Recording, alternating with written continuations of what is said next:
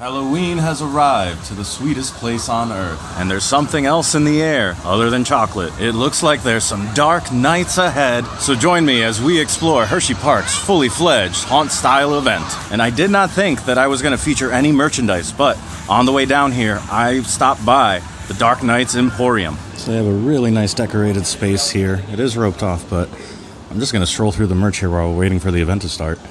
And right off the bat, they have gone hard. They have prepared. Wow. The Haunted Coal Mine, so drinks. They even have like one of these types of cups. And I see that every house in Scare Zone has its own bit of merch. There is fog in here too, so the lighting is a little weird. But this was the thing that caught my eye the most because it reminds me of like horror nights, that they have scented wax candles and sprays for all of them. I'm not going to try them right now, but that's pretty cool. And then there was something over here.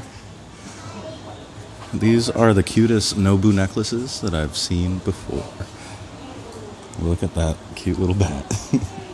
And then I think over here we have a couple other things. So they have the logo for all the houses and Scare Zones in different print forms, and then also a small pin collection over here. And then another sort of set decoration over here. I am thoroughly impressed, and it looks like all the way on the back over there, there's more merch in that other room. Let's see what they got in here. It's not quite a photo op, but it is fun decoration. And then spirit jerseys. Oh, this one is real cool. I dig that because this back here is themed to like the fortune teller in one of the Scare Zones and mazes, actually. The only weird thing I noticed about them is they don't put anything in the front. The back is cool. Oh, and this one's fuzzy.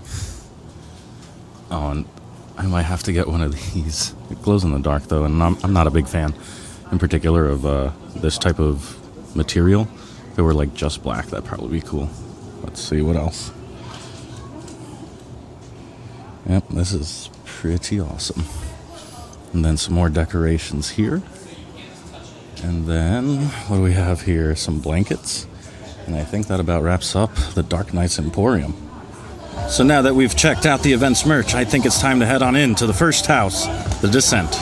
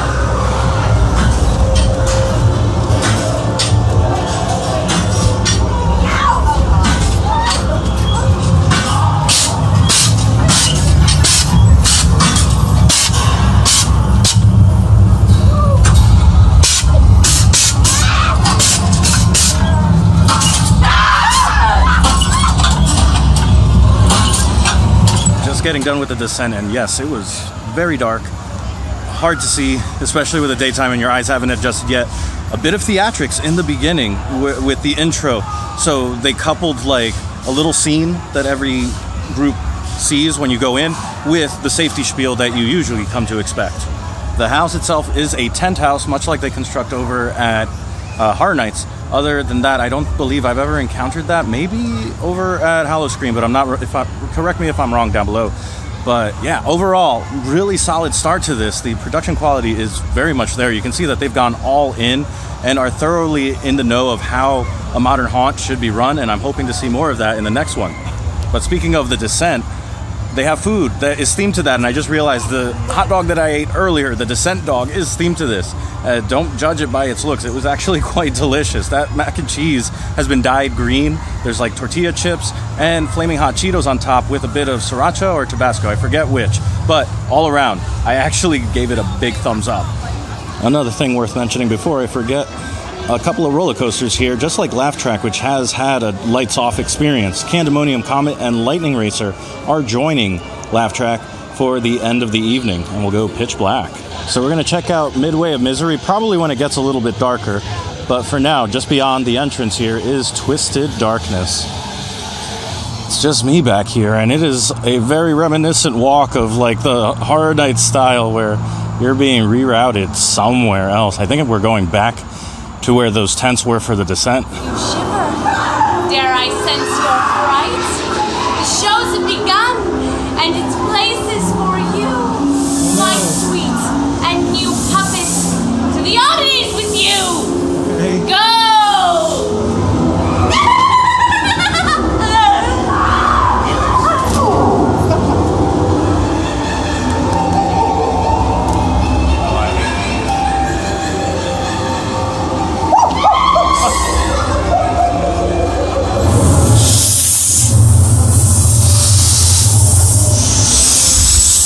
You actually end up exiting right by where the descent, it does share a tent.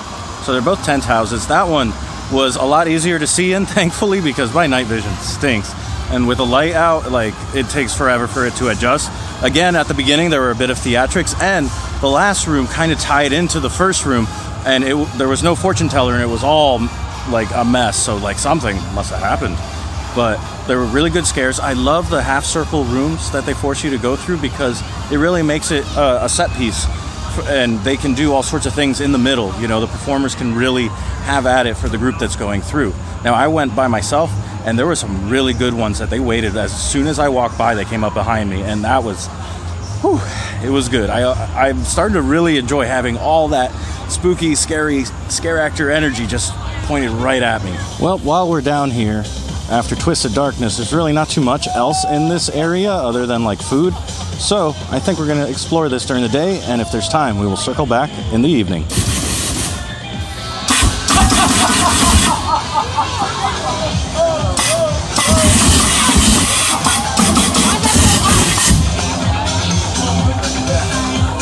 This is the Midway of Misery!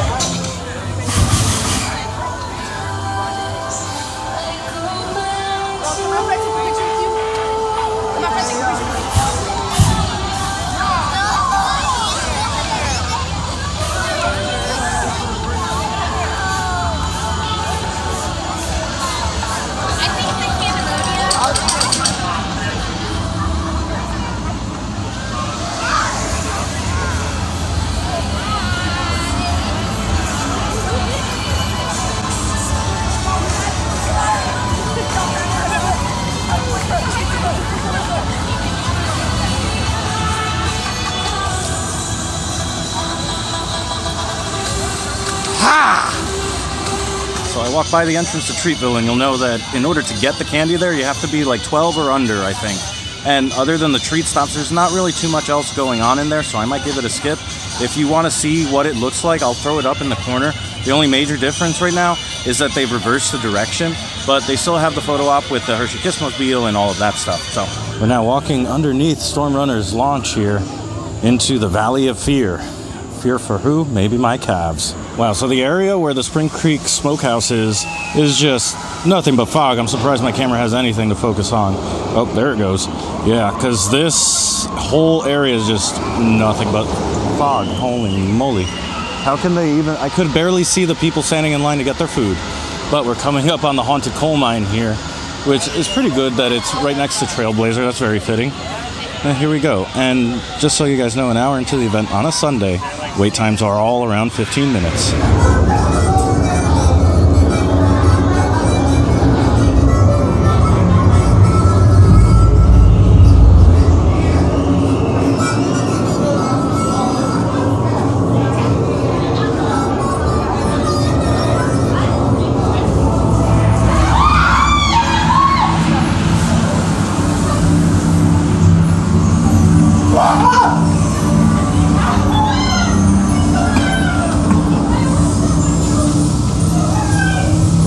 Oh, jeez, that was good. Oh, man.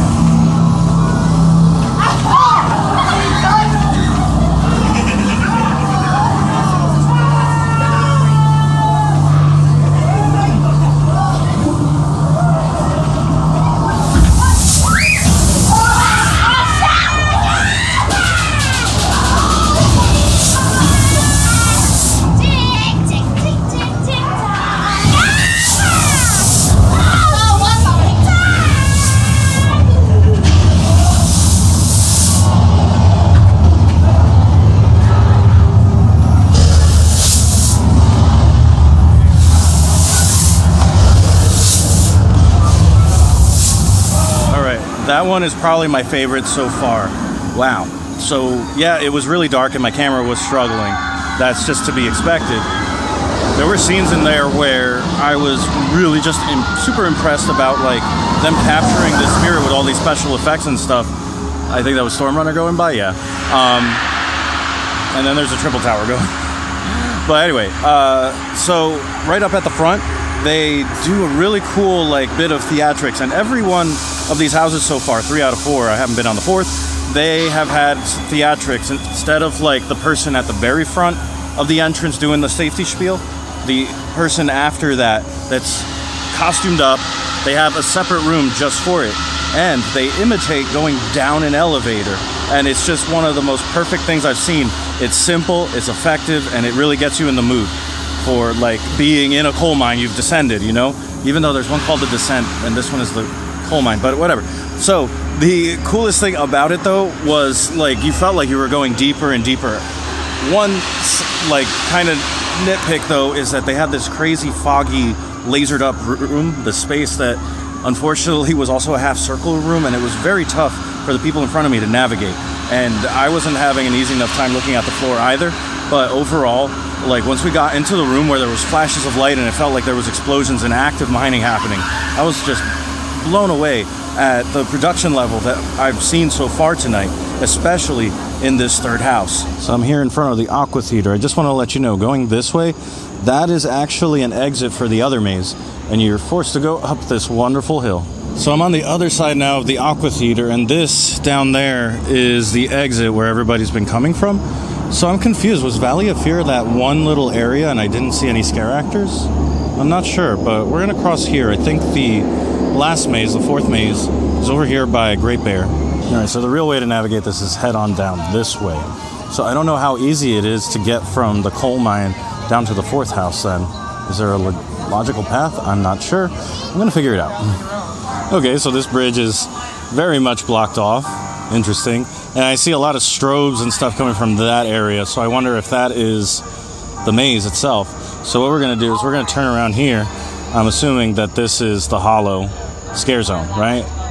So I walked over here by Sky Rush, and the majority of the fog is located in that area. However, I haven't seen many decorations or scare actors to indicate this is indeed a scare zone. However, just to my right here, now straight ahead, is the last maze, or house, sorry, Creature Chaos. I can't really tell how loud that is in the background, the music. However, so the scare zones just in general, from what I've seen, are kind of empty-ish, and hopefully there was a choice in terms of scare actors and putting them in the houses, which is much preferred because that's what they're charging extra for. Hopefully, as the season progresses, we'll see more scare actors and more life inside the scare zones, but they have a solid foundation down here, that's for sure. Now we're back here at the final maze, Creature Chaos, which is an outdoor maze, and that's why I waited till it was a lot darker before we could go through. Walking through the queue now, we're going by Super Duper Looper, and Great Bear's about to go by. It's tough, but I think they utilize the space pretty well. It looks extra creepy here. I don't know if you guys can see this. Wow. Look at that. Extra creepy indeed. Here's a better look at everything by the water. I have never seen the park look this creepy before. Holy smokes. Literally all the fog and stuff.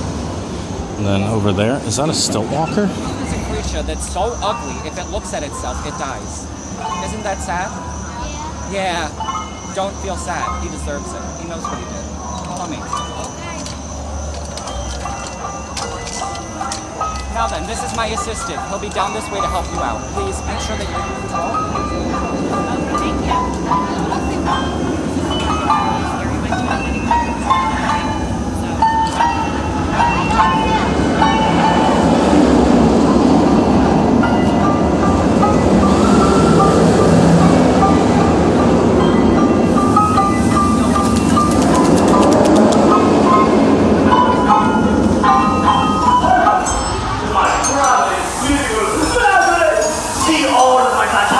such as my Thunderbird and my latest capture,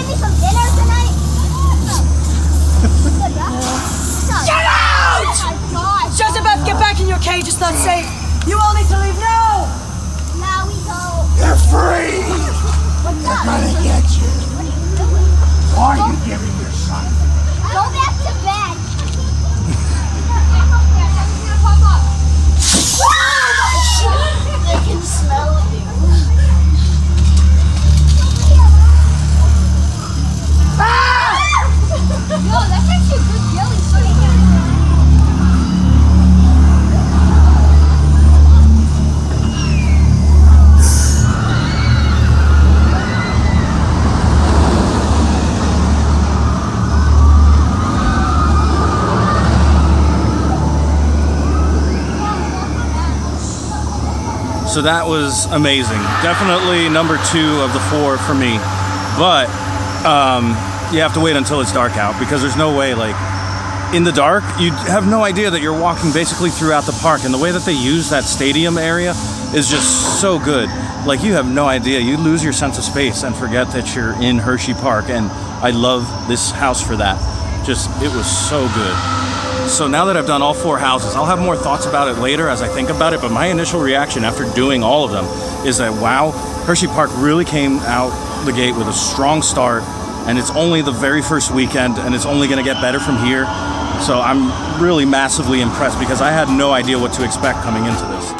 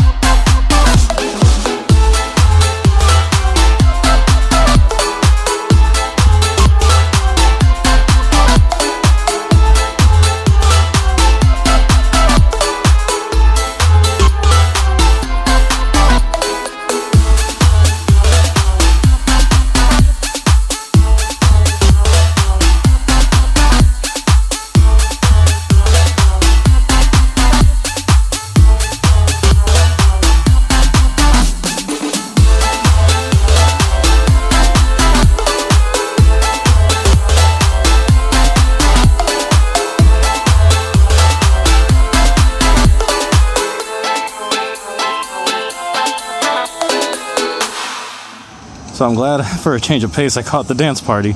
But next up we have a visit. I must have one of these shakes here at Simply Chocolate. All right, so the night is officially over. That celebratory shake that I ended up getting at Simply Chocolate was garnished with a piece of chocolate cake. It was, I recommend grabbing a friend and sharing that with them, because that was a lot just for me. But anyway, what a successful evening. Other than, and I already mentioned it, some of the sparseness in the scare zones, the houses were absolutely terrific, and honestly very much worth the price of admission, the upcharge that I mentioned, which depending on the night can be $25, $30, or $35 at most, which is in line with most haunts that are like independent. So the quality is very much there in my opinion, and is worth it. The waits were never too bad. I honestly could have done without the fast track, but I didn't mind, so I could guarantee that I could see everything, and I saw a couple of them twice. And I do wish, and I think this is always the case, I do wish the event lasted a little bit longer.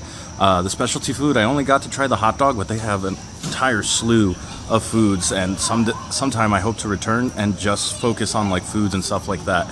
Other than the dance party, there weren't any other shows, which usually at the theme parks or amusement parks there are like a show or two to kind of split the crowds and everything. But overall, really solid start for Hersheypark, returning to a haunt style event. I think the production value is really there. Somebody put a lot of thought into this stuff, and I can appreciate it so much, because it feels like sometimes you're just walking through room after room and things become samey. This one, like especially with the coal mine, I remember it being very, like you felt like you were traveling through a space, like a real space, and you felt transported, or at least I did.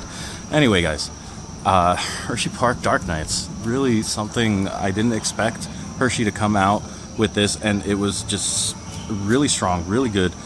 And it's only the start of the season, which means that over the next couple of weeks it definitely has a lot of room for improvement, even though the starting point is still really strong.